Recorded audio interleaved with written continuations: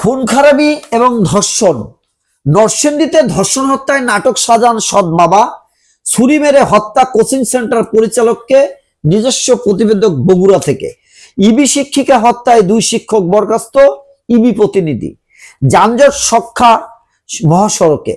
ঈদের আনন্দ ভাগাভাগি করতে নারীর টানে বাড়ি ফিরবে মানুষ, কেউ বাস, কেউ লঞ্চ, কেউ বা ট্রেনে চলে যাবে বাড়ি। কিন্তু এই আনন্দ অনেকের জন্য ভোগান্তিতে পরিণত হতে পারে। ঈদযাত্রায় ভোগান্তি বাড়াতে পারে 260টি যানজট প্রবণ স্পট। এছাড়া সারা দেশে 285টি বেশি দুর্ঘটনা প্রবণ স্থানগুলো ব্ল্যাক স্পট চিহ্নিত করা হয়েছে।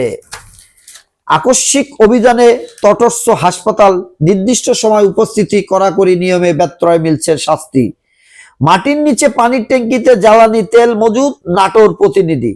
নাটোরের সিংড়ায় পানির ট্যাঙ্কিতে অবৈধভাবে জ্বালানি তেল মজুদের অপরাধে রুবেল হোসেন 34 নামে এক তেল ব্যবসায়ীকে 5,000 টাকা জরিমানা করেছে ভ্রাম্যমাণ আদালত। পুণ্যয় ভার্মা বললেন, বাংলাদেশ ভারত সম্পর্ক সত্যিকারের অর্থে জনগণ কেন্দ্রিক।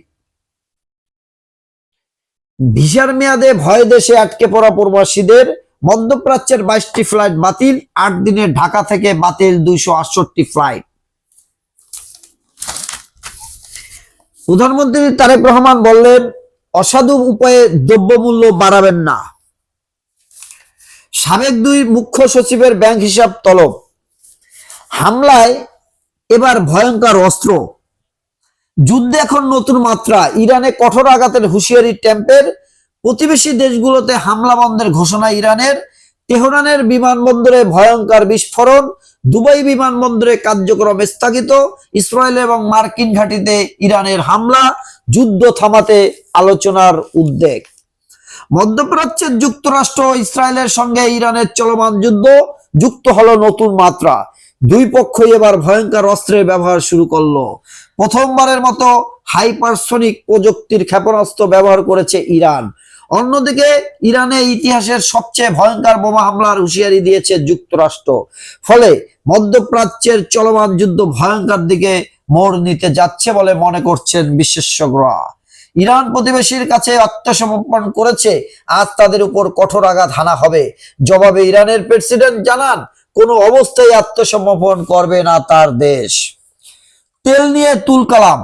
মধ্যপ্রাচ্যের যুদ্ধ পরিস্থিতিকে ঘিরে দেশে জ্বালানি তেলের সংকট বা দাম বাড়াতে পারে এমন আশঙ্কায় ভুগছেন প্রাইভেট কার ও মোটরসাইকেল চালকরা।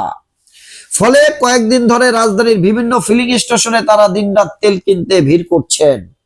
প্রিয় দেশবাসী, এই ছিল পত্রিকার শিরোনাম। প্রতিদিন সংবাদ শুনতে চ্যানেলটি সাবস্ক্রাইব করে রাখতে পারেন। আসসালামু আলাইকুম।